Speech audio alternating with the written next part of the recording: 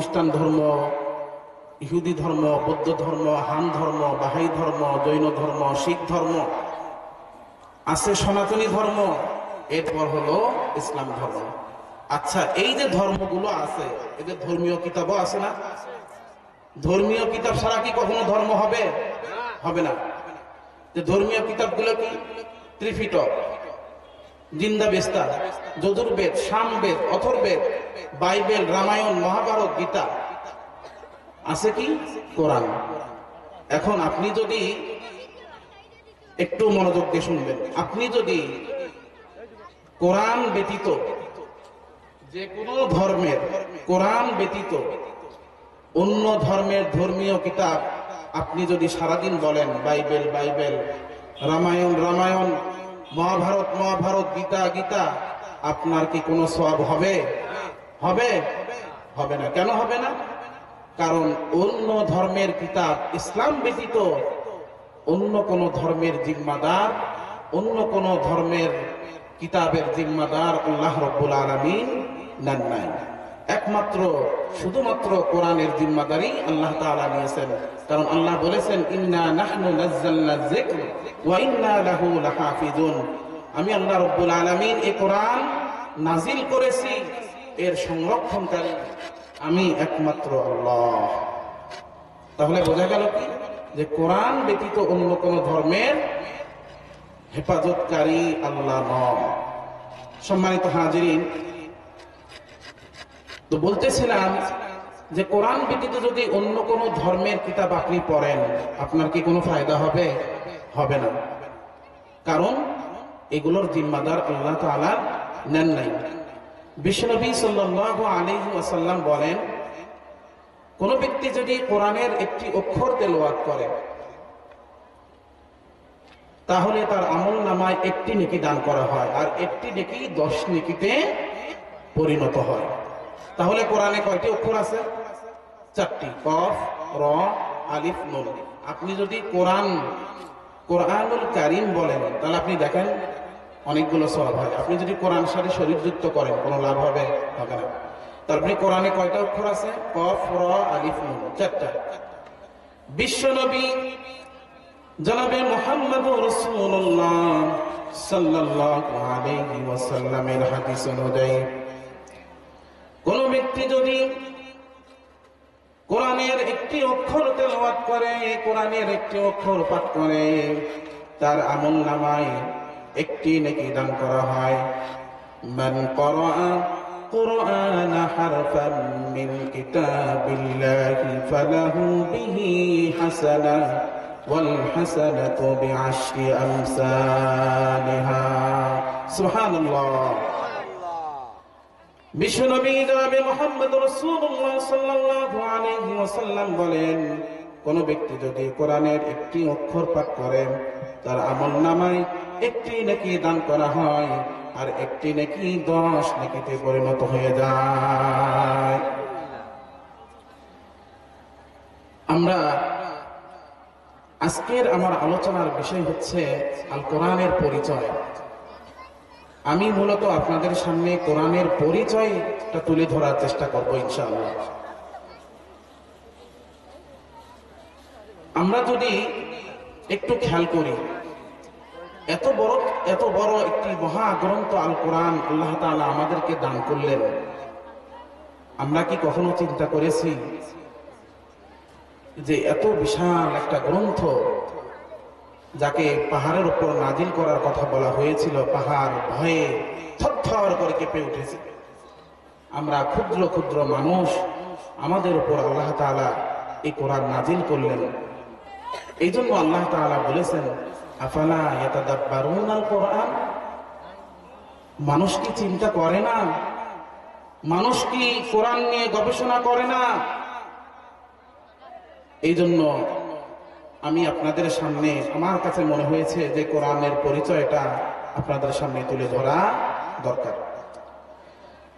ছোট্ট একটি উদাহরণের মাধ্যমে আমি আমার আলোচনায় প্রবেশ করব, কোরআনের পরিচয় তুলে ধরব। ধরেন আপনার বাসায় যদি কোনো একজন অপরিচিত মেহমান আপনার বাসায় বা আমাদের গ্রামে যদি কোনো একজন মেহমান আসে, আমরা কি করি? ভাই আপনার নাম কি, আপনি কোথায় থেকে আসছেন, আপনার বাড়ি কোথায়, আমরা জিজ্ঞাসা করি না?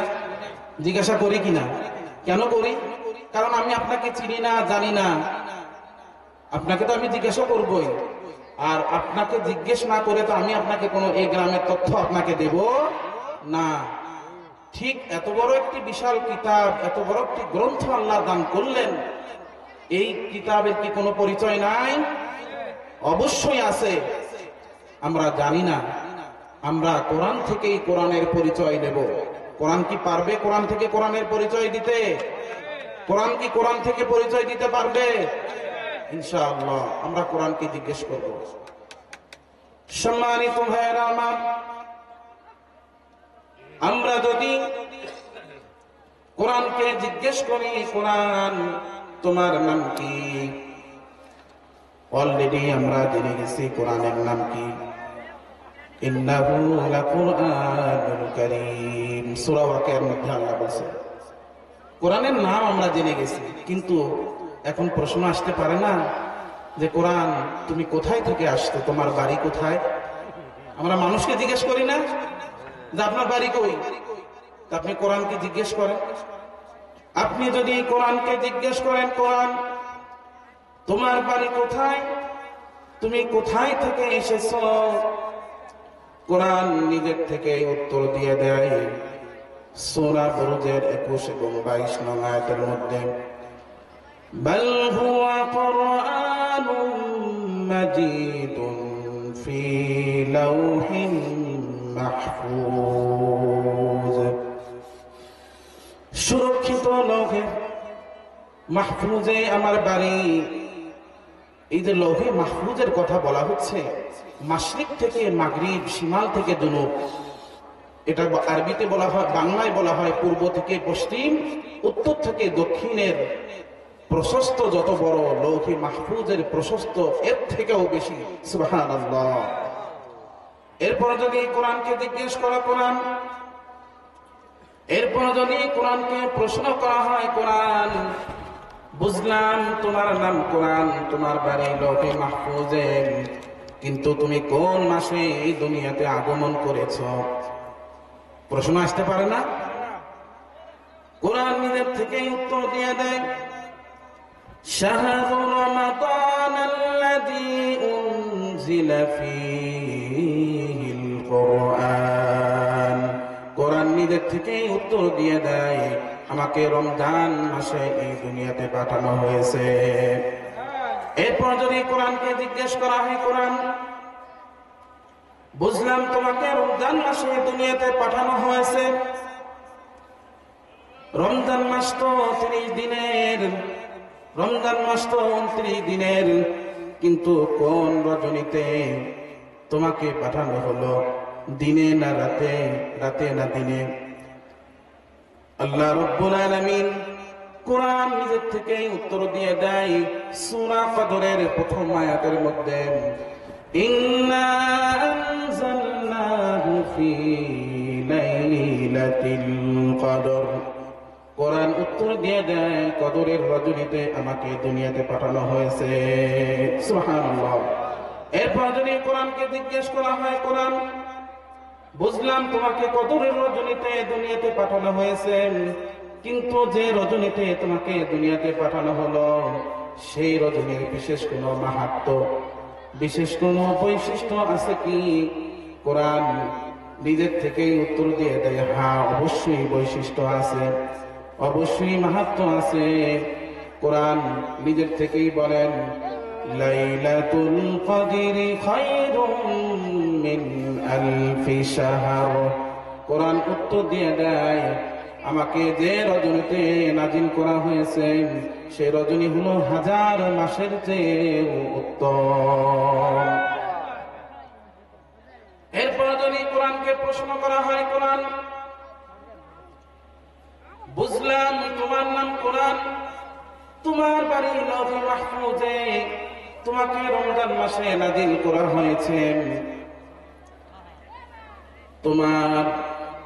তোমাকে কদরের রজনীতে নাজিল করা হয়েছে, তোমাকে যে রজনীতে নাজিল করা হলো, সেই রজনীর মাহাত্ম্য বৈশিষ্ট্য হাজার মাসের চেয়ে উত্তম, হাজার মাসের চেয়েও বেশি। কিন্তু এই দুনিয়াতে তুমি কার মাধ্যমে এই দুনিয়াতে আগমন করলে? কে তোমাকে এই দুনিয়ায় নিয়ে আসলো? কার মাধ্যমে তুমি দুনিয়াতে এসেছো? আমরা যদি কোরআনকে প্রশ্ন করি, কোরআন নিজের থেকে উত্তর দিয়ে দেয়, নাযালা বিহির রূহুল আমিন। সুবহানাল্লাহ। কোরআন বলে দেয়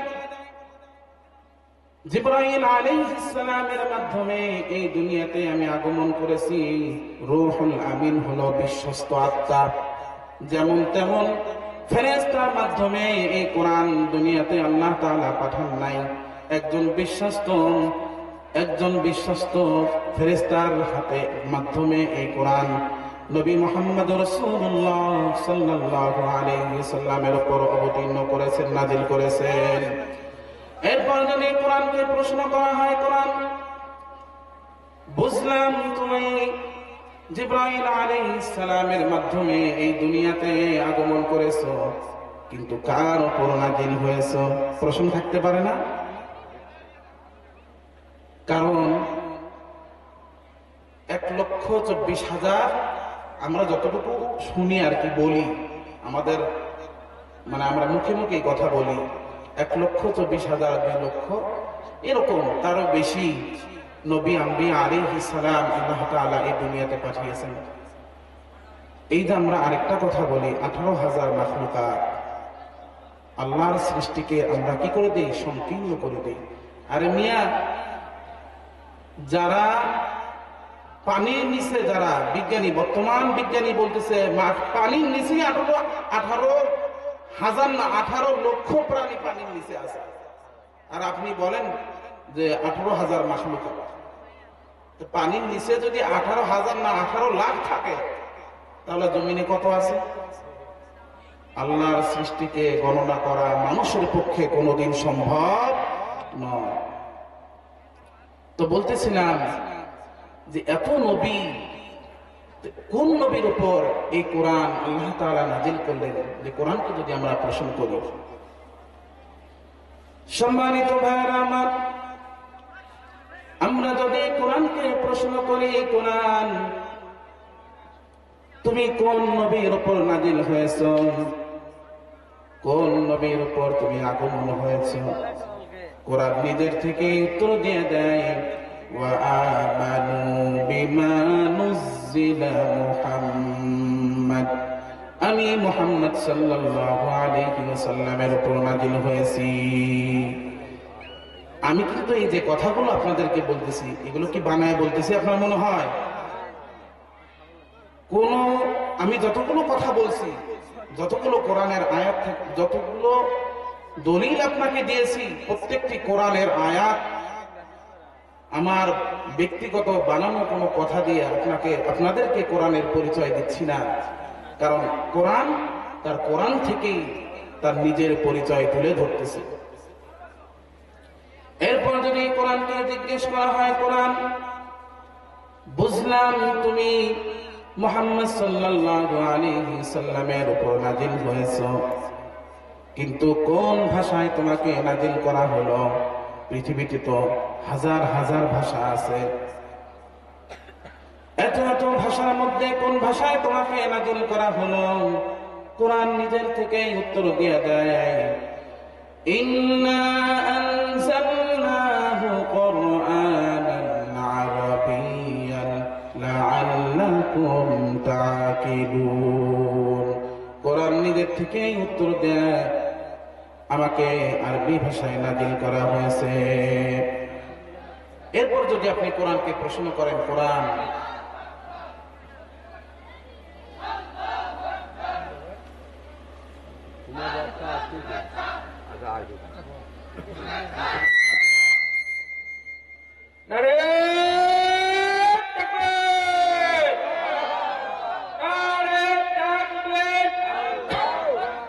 দ্বিতীয় বক্তার আগমন, শুভেচ্ছার স্বাগতম। শ্যামপুরের পক্ষ থেকে লাল গোলাপ শুভেচ্ছা।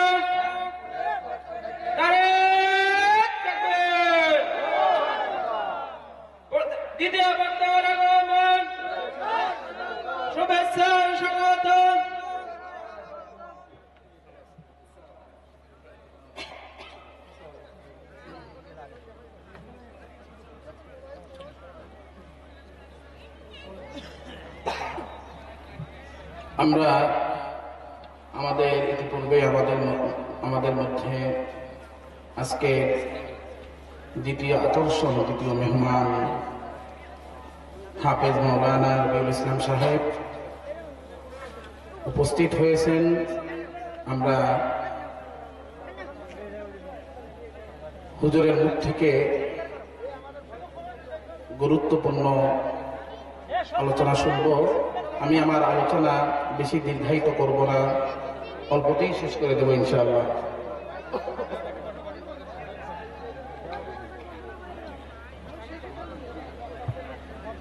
সম্মানিত ভাইয়েরা আমার, বলতেছিলাম যে এই কোরআন কোন ভাষায় নাজিল হয়েছে। এই কোরআন কোন ভাষায় নাজিল হয়েছে? আরবি ভাষায়। কোন ভাষায়? এখন আপনি যদি কোরআনকে প্রশ্ন করেন, কোরআন তোমাকে আরবি ভাষায় নাজিল করা হয়েছে, এখন যদি ভাই আপনারা একটু কষ্ট করে বসেন, যেহেতু আমরা যারা রাস্তাঘাটে ঘোরাফেরা করছি, আজকের কাঙ্ক্ষিত মেহমান আমাদের মাঝে উপস্থিত হয়েছেন, আমরা কাল বিলম্ব না করে আমরা সকলেই প্যান্ডেলের নিচে আসার চেষ্টা করি।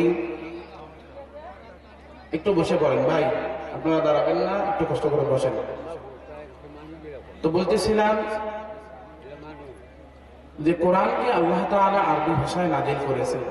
এখন যদি আপনি কোরআনকে প্রশ্ন করেন, কোরআন যদি তোমাকে স্পর্শ করি, যদি তোমাকে ধরতে চাই, এর জন্য কি আলাদা কোনো নিয়ম আছে? এর জন্য কি কোনো নিয়ম নীতি আছে? কোরআন বলতেছে হ্যাঁ, অবশ্যই আছে। লা ইয়ামাসসুহু ইল্লাল মুতাহহারুন। এই যে এখানে যে কোরআনের কথা বলা হচ্ছে, এই কোরআনটা মূলত লৌহে মাহফুজে সংরক্ষিত যে কোরআন। আমরা দুনিয়াতে যে কোরআন দেখি, এটা কিন্তু কি? এটা মাস্টার কপি। এটা কি? এটা কিন্তু মূল কোরআন না। এটা কি? এটা মাস্টার কপি। মূল কোরআন কোথায়? লৌহে মাহফুজে সংরক্ষিত। আপনি বললেন না যাবে এটার মধ্যে ভুল আছে। আমার আলোচনা, যেহেতু আমাদের কাঙ্ক্ষিত মেহমান অলরেডি এসে গেছে, তো এই জন্য সামনে হয়তো বেশি আগানো যাবে না। তো বলতেছিলাম যে আল্লাহ তাআলা মূল কোরআন কোথায় রেখে দিয়েছেন? লৌহে মাহফুজে। সেখানে ফেরেশতাদের পাহারায় নিয়োজিত আছে। ওই কোরআনকে ফেরেশতাদের পাহারায় রাখা হয়েছে। তো এরপর যদি আপনি কোরআনকে প্রশ্ন করেন, কোরআন তোমাকে যদি আমি পাঠ করতে চাই, পড়তে চাই, এর জন্য কি কোনো নিয়ম নীতি আছে? কোরআন বলতেছে হ্যাঁ, অবশ্যই আছে। ফাইযা ক্বরাআতাল কুরআন ফাসতাঈয বিল্লাহি মিনাশ শাইতানির রাজীম। যদি এই কোরআন পড়তে চাও, তাহলে কি করতে হবে? শয়তানের ওয়াসওয়াসা থেকে আল্লাহ তাআলার কাছে সাহায্য প্রার্থনা করতে হবে। তার মানে হলো আউযু বিল্লাহি মিনাশ শাইতানির রাজীম আপনাকে পড়তে হবে। ভাইরা আমার, এরপর যদি কোরআনকে প্রশ্ন করা হয়, কোরআন বুঝলাম তোমাকে স্পর্শ করার জন্য পবিত্রতা অর্জন করতে হবে, তোমাকে পড়ার আগে শয়তানের ওয়াসওয়াসা থেকে আল্লাহ তাআলার কাছে সাহায্য কামনা করতে হবে।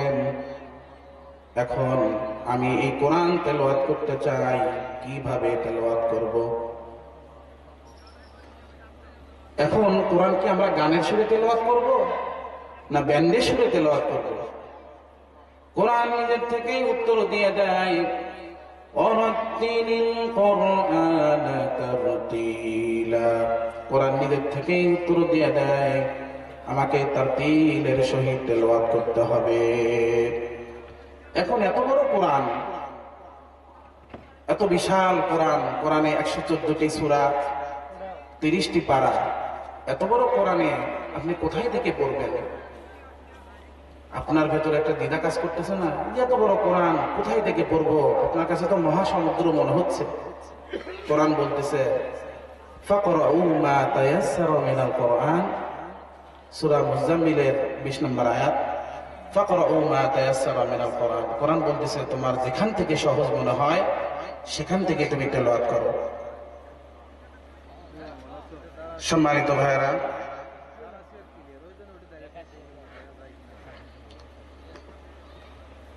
আপনাদের সামনে মেহমান বসে রেখে আসেনি আলোচনা করা, এটা এক ধরনের আমি মনে করি আদবের খেলাপ। হুজুর যেহেতু আমাদের মাঝে উপস্থিত হয়েছেন, এই জন্য আমি আমার আলোচনা এখানেই শেষ করলাম। আমি আপনাদের কাছে দোয়া প্রার্থী, আপনারা আমার জন্য দোয়া করবেন। আমি আপনাদেরই এই গ্রামের কৃতি সন্তান। আল্লাহ তাআলা যেন আমাকে হক্কানি হাফেজ, হক্কানি আলেম হিসেবে কবুল করে নেন। আমি আপনাদের জন্য দোয়া করব, আল্লাহ তাআলা যেন আপনাদের হায়াতের মধ্যে বারাকা দান করেন। সকলে বলে আমিন। আপনাদের রিজিকের মধ্যে বারাকা দান করে সকলে বলে আমিন। যারা অসুস্থ আছে তাদেরকে যেন আল্লাহ তাআলা শিফা আজেলা কামেলা দায়েমা দান করে। সকলে বলে আমিন। আসসালামু আলাইকুম ওয়া রাহমাতুল্লাহি ওয়া বারাকাতুহু।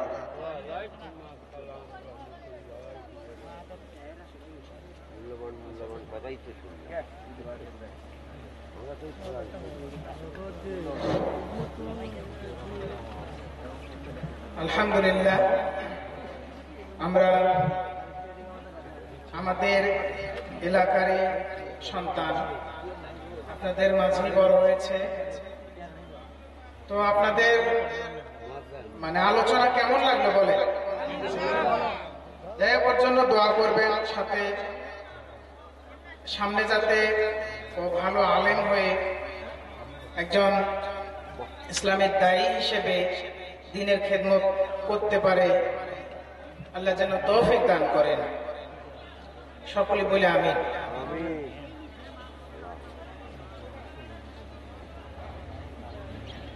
আপনারা যারা দূর দূরান্ত থেকে এসেছেন, অনেক ব্যস্ততার মধ্য দিয়েও আমাদের এই মাহফিলে এসে বসেছেন, তাদের প্রতি আমরা চিরকৃতজ্ঞ এবং অভিবাদন জানাচ্ছি। আহলান সাহলান। এবং আমাদের মাঝে এখন উপস্থিত আছেন আজকের এই মাহফিলের দ্বিতীয় মেহমান, যার আলোচনা শোনার জন্য আপনারা অধীর আগ্রহে বসে আছেন। যার আলোচনা শুনে আমরা আমাদের জ্ঞানকে সমৃদ্ধ করব। কোরআন হাদিসের আলোকে আমাদের জ্ঞান আমাদের মহিমান্বিত হবে, সমৃদ্ধ হবে। যার চিন্তার তালে স্পর্শে আমরা আলোকিত হব ইনশাআল্লাহ। প্রিয় উপস্থিতি, আমি প্রথমেই দৃষ্টি আকর্ষণ করছি যে আমাদের এই মাহফিলের সহসভাপতি, প্রধান পৃষ্ঠপোষক, পরিচালনা উপস্থাপনায় প্রধান যারা, তাদেরকে আসন গ্রহণ করার জন্য আমি বিনীতভাবে অনুরোধ করছি। এখন আমাদের দ্বিতীয় মেহমান আপনাদের সামনে কোরআন হাদিস থেকে অত্যন্ত গুরুত্বপূর্ণ আলোচনা পেশ করবেন। তরুণ উদীয়মান বক্তা হাফেজ মাওলানা রবিউল ইসলাম, ডাবল টাইটেল তাফসির ও আদব, খতিব, বাইতুল মামুর জামে মসজিদ, মহানগর, রংপুর। আমি ওনাকে কোরআন হাদিস থেকে আলোচনা পেশ করার জন্য বিনীতভাবে অনুরোধ করছি।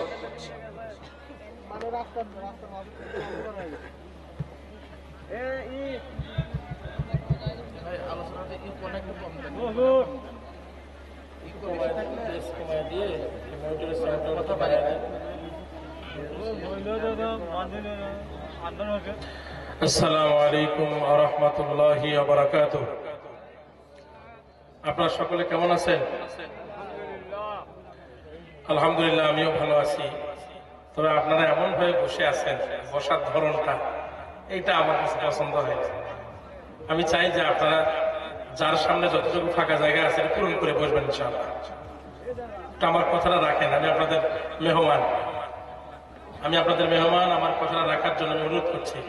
পিছনে যারা আছি আমি একটু সামনে এসে বসে পড়ি। মুরব্বী যারা আছি, ছোট ভাইয়েরা যারা আছে, আমার বড় ভাই, ছোট ভাই, মুরব্বিয়ানে আজম, আপনি একটু সামনে এসে বসে পড়েন।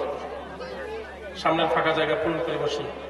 রাস্তায় যারা ঘোরাঘুরি করতেছেন, কোরআনের মাহফিল সাজিয়ে, জান্নাতের বাগান সাজিয়ে যারা আমরা রাস্তায় ঘোরাঘুরি করতেছি, আমাদের কাছে আসলে কোনটা গুরুত্বপূর্ণ? কোরআন গুরুত্বপূর্ণ নাকি ঘোরাঘুরি গুরুত্বপূর্ণ? একজন মুসলমানের জিন্দগিতে কোরআনের চাইতে অন্য কোনো কিছু গুরুত্বপূর্ণ হতে পারে না। সুতরাং যারা রাস্তায় ঘোরাঘুরি করতেছেন, হয়তো বাজার ঘাটে আছেন, তারা মূলত প্রকারান্তে কোরআনকে অপমান করছেন, ঠিক কিনা বলেন? এই জন্য আমি চাই যে একজন ভাইও যেন রাস্তায় ঘোরাঘুরি না করে। ভলান্টিয়ার ভাইদেরকে বলবো যে আপনারা রাস্তায় যারাই আসবেন তাদেরকে আপনারা বলবেন যে ভাই মাহফিল এসে বসে পড়ো। আর বক্তাকে কখনো বারবার বলতে বলবেন না যে হুজুর রাস্তাঘাটের লোকজন আছে, আপনি একটু বলেন। ওইটা আপনারা করবেন ইনশাআল্লাহ। মহিলা মা বোনরা যেখানে আছেন সামনের দিকে চেপে চেপে বসবেন।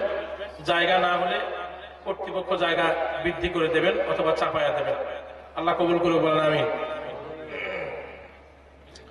আলহামদুলিল্লাহ আলহামদুলিল্লাহ নাহমাদুহু ওয়া নাস্তাঈনুহু ওয়া নাস্তাগফিরুহু ওয়া নু'মিনু বিহি ওয়া নাতাওয়াক্কালু আলাইহি ওয়া নাউযু বিল্লাহি মিন শুরুরি আনফুসিনা ওয়া মিন সাইয়্যাতি আ'মালিনা মান ইয়াহদিল্লাহু ফালা মুদিল্লা লাহু ومن يضلل فلا هادي له نشهد أن لا إله إلا الله وحده لا شريك له ونشهد أن محمدا عبده ورسوله الذي أرسله بالحق بشيرا ونذيرا وداعيا إلى الله بإذنه وسراجا منيرا فقد قال الله تعالى في كلامه المجيد وفرقان الحميد সকলে জবান খুলে আমার সাথে পড়েন আউযু বিল্লাহি মিনাশ শাইতানির রাজীম বিসমিল্লাহির রাহমানির রাহিম ওয়ালা تمشي في الأرض مرحا إنك لن تخرق الأرض ولن تبلغ الجبال طولا صدق الله العظيم أو كما قال الله تعالى في كلامه المجيد وفرقان الحميد إن الله وملائكته يصلون على النبي يا أيها الذين آمنوا صلوا عليه وسلموا تسليما درود إبراهيم پوری اللهم صل على محمد وعلى آل محمد كما صليت على وعلى آل إبراهيم إنك إنك حميد مجيد اللهم بارك على محمد وعلى آل محمد كما باركت على إبراهيم وعلى آل إبراهيم إنك حميد مجيد الحمد لله আলহামদুলিল্লাহ শ্যামপুর মধ্যপাড়া জামি মসজিদের উন্নয়ন কল্পে আয়োজিত পঞ্চম বার্ষিকী তাফসীরুল কোরআন মাহফিলের সম্মানিত স্বনামধন্য সভাপতি, শ্যামপুর মধ্যপাড়া জামি মসজিদের সম্মানিত পেশ ইমাম খতিব, পশ্চিম মির্জাপুর ফাজিল ডিগ্রি মাদ্রাসার সম্মানিত ইংরেজি লেকচারার জনাব মোহাম্মদ ইউসুফ আলী, আমরা আমাদের ভাইয়ের জন্য দোয়া করি। শুধু ভাইয়ের জন্য দোয়া করবো না, আমি এলাকার জন্য দোয়া করি। এই জন্য যা আপনারা আপনাদের এই মাহফিলের সভাপতি করার ক্ষেত্রে টাকাকে বিবেচনা করেননি, করেছেন আপনাদের মসজিদের ইমামকে। বলি মারহাবা, জোরে বলি মারহাবা। অনেক জায়গায় সভাপতি বিবেচনা করা হয় যে টাকা বেশি দিতে পারবে সে মাহফিলের সভাপতি হবে, কিন্তু শ্যামপুর সেটা করে নাই। তারা করেছে তাদের মসজিদের সম্মানিত খতিবকে এই মাহফিলের সভাপতি করেছেন। এটা আপনাদের অনেক বড় মনের পরিচয়, দ্বীনি চেতনার পরিচয়। আমি আপনাদের জন্য দোয়া করি, সভাপতির জন্য দোয়া করি। আল্লাহ সুবহানাহু ওয়া তাআলা উভয়ের হায়াতুত তাইয়্যিবা দান করুক, বলেন আমিন। জোরে বলে আমিন। মাহফিলের সম্মানিত সহ সভাপতি বিশিষ্ট ব্যবসায়ী জনাব মোহাম্মদ মামুন মন্ডল ভাইকে উপস্থিত আছেন? নাই। সভাপতি সভাপতি সাহেব খাওয়া দাওয়া করে আসবেন ইনশাআল্লাহ। আমরা সভাপতির জন্য দোয়া করি, আল্লাহ সুবহানাহু ওয়া তাআলা হায়াতের মধ্যে বরকত দান করুক, সিহাতে কুল্লিয়া দান করুক। আজকের মাহফিলের সম্মানিত প্রধান পৃষ্ঠপোষক জনাব মোহাম্মদ মতলুবুর রহমান বিএসসি, ঢোলভাঙ্গা উচ্চ বিদ্যালয় কলেজের সম্মানিত বিএসসি শিক্ষক, আমরা স্যারের জন্য দোয়া করি, আল্লাহ সুবহানাহু ওয়া তাআলা তার হায়াতের মধ্যে বরকত দান করুক, সিহাতে কুল্লিয়া দান করুক। জোরে বলে আমিন। জনাব মোহাম্মদ মতিউর রহমান বিপুল, প্রধান শিক্ষক, নারায়ণপুর উচ্চ বিদ্যালয়, স্যারের জন্য দোয়া করছি। পরিচালনা উপস্থাপনায় জনাব মোহাম্মদ মুজাফফর আহমদ, আমরা স্যারের জন্য দোয়া করি। প্রধান অতিথি গণমানুষের নেতা, পলাশবাড়ী উপজেলা পরিষদের সাবেক চেয়ারম্যান অধ্যক্ষ মাওলানা মোহাম্মদ নজরুল ইসলাম লেবু হুজুর, হুজুরের জন্য দোয়া করি। হুজুর সম্ভবত ঢাকায় আছে। আচ্ছা, হুজুরের জন্য দোয়া করি, আল্লাহ হুজুরের হায়াতের মধ্যে বরকত দান করুক। আমাদের আজকে মাহফিলের প্রধান বক্তা ডক্টর মোহাম্মদ আবুল কালাম আজহারি, উনি অত্যন্ত অনেক বড় মানের আলোচক, উঁচু মানের আলোচক। উনি আমাদের মাঝে এসেছেন, আমাদের মাঝে অল্প সময়ের মধ্যে পৌঁছাবেন। আমরা হুজুরের হায়াতের জন্য দোয়া করছি, আল্লাহ সুবহানাহু ওয়া তাআলা তাকে কবুল করুক, বলেন আমিন। এই মাহফিলে আজকে যে তৃতীয় বক্তা, উনি সংক্ষিপ্ত সময়ে খুব গুরুত্বপূর্ণ আলোচনা করছিলেন। বয়সে নবীন এবং আলোচনা শুরু করছেন মাত্র, লক্ষণ ভালো। আল্লাহ তাকে দোয়া করি, আল্লাহ সুবহানাহু ওয়া তাআলা তাকে গোটা বিশ্বের আল্লাহর সৃষ্টিকারী আলেম হিসেবে কবুল করুক, বলে আমিন। আমার আশেপাশে বসা আমার বড় ভাইয়েরা, ইনি আমার বড় ভাই। আবার উপস্থাপনা যিনি করলেন উনি আমার বন্ধু রবিউল ইসলাম, নামেও মিল, আবার অন্য দিক থেকেও সে আমার ক্লাস ফ্রেন্ড, আমার বন্ধু। আমার এই বন্ধু সহ নাম জানা অজানা এলাকাবাসী এবং আমার মাওলানা আব্দুল মজিদ হুজুরকে দেখলাম, ওনার জামাইয়ের বাসা এখানে, হুজুর সহ, তার জামাই সহ, তার এলাকাবাসী সহ, আমার হযরত ভাই সহ যারা আছেন, আমরা পরস্পরের জন্য দোয়া করি, আল্লাহ সুবহানাহু ওয়া তাআলা সকলের হায়াতের মধ্যে বরকত দান করে, বলে আমিন। আরো দোয়া করি, এই মাহফিল বাস্তবায়ন করতে গিয়ে যারা শ্রম দিয়েছেন, মেধা, যোগ্যতা, অর্থ দিয়ে যারা সহযোগিতা করেছেন, এই মসজিদের প্রতিষ্ঠা লগ্ন থেকে জমি দিয়ে, টাকা দিয়ে, শ্রম দিয়ে, সময় দিয়ে, কথা দিয়ে, ইমামতি, মুয়াজ্জিনি, ম্যানেজিং কমিটির দায়িত্ব যারা পালন করেছেন, তাদের মধ্য থেকে যারা কবরে চলে গেছে, আমরা দোয়া করি কোরআনের সম্মানে আল্লাহ সকল কবরবাসীকে মাফ করে দেখ, বলে আমিন। প্রিয় ভাইরা, কথা না বাড়িয়ে 9টা বেজে গেছে, আমি 1 ঘন্টার মধ্যে আমি আপনাদের কাছ থেকে বিদায় নেব ইনশাআল্লাহ। আমার প্রোগ্রামের শুরুতেই মহান আল্লাহ সুবহানাহু ওয়া তাআলার দরবারে শুকরিয়া আদায় করি। প্রিয় ভাইরা আমার, আল্লাহ রাব্বুল আলামিন কোরআনুল কারীমের ভিতরে বলেন, ওয়া ইন তাউদ্দু নি'মাতাল্লাহি লা তুহসুহা। আল্লাহ বলে, দুনিয়ার মানুষেরা শোনো, وإن تعدوا نعمة الله তোমরা যদি আল্লাহর নিয়ামত সমূহ গণনা শুরু করে দাও, হিসাব করা শুরু করে দাও, লা তুহসুহা, তোমরা আল্লাহর নিয়ামত সমূহ গুণে গণনা করে কখনো তোমরা শেষ করতে পারবে না। জোরে বলি সুবহানাল্লাহ।